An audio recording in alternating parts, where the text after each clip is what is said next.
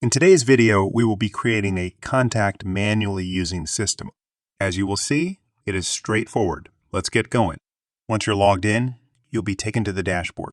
Look for the Contacts option in the navigation menu and click on it.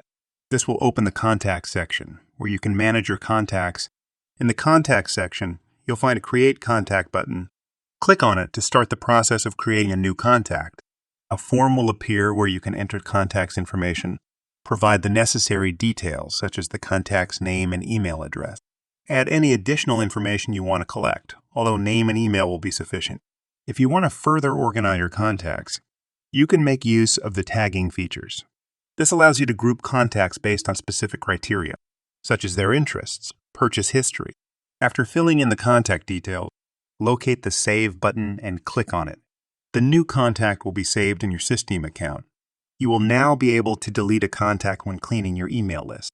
When you click on More Table, you will be able to add or delete a tag, subscribe and unsubscribe contact from a campaign, unsubscribe from all the marketing campaigns.